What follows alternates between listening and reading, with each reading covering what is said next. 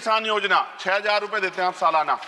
अगर इसको सही देखे तो 500 रुपए महीना, 500 रुपए में घर नहीं चलता है। मेरी मांग है कि इसको बढ़ा के 1 लाख रुपए किया जाए। एमएसपी की गारंटी किसानों को उनकी सभी फसलों पे मिलनी चाहिए।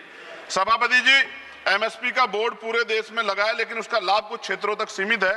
यह व्यवस्था का न्याय, किसान कीमत नहीं मांग रहा, वह अपना अधिकार मांग रहा है, इसलिए एमएसपी की कानूनी गारंटी सरकार को देनी चाहिए।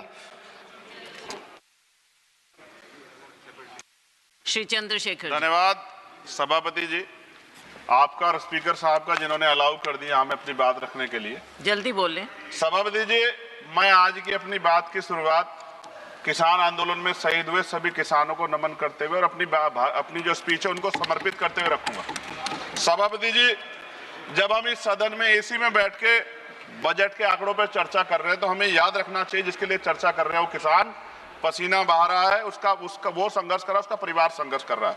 सभापति जी, आज भारत में लगभग 50% आबादी कृषि पर निर्भर है, लेकिन देश के कुल जीडीपी के कृषि का योगदान लगभग 15-16% है। इसका सीधा अर्थ यह है कि देश का सबसे बड़ा वर्ग जो हमारी खाद्य सुरक्षा सुनिश्चित करता है वह सबसे कम आय पर निर्भर है। ये केवल एक आर्थिक असंतुलन नहीं बल्कि सामाजिक न्याय का भी बड़ा प्रश्न है।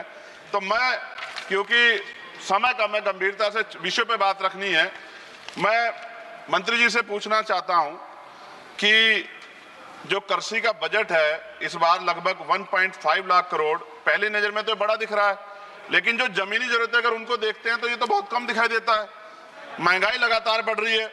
ये बजट किसानों की जरूरतों के अनुसार नहीं है बल्कि सरकार की प्राथमिकताओं के अनुसार है। इसको आपको देखना चाहिए। पीएम किसान योजना 6,000 रुपए देते हैं आप सालाना।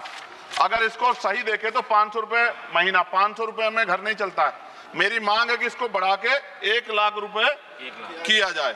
एमएसपी की गारंटी किसानों को उनकी सभी फसलों पे मिलनी चाहिए।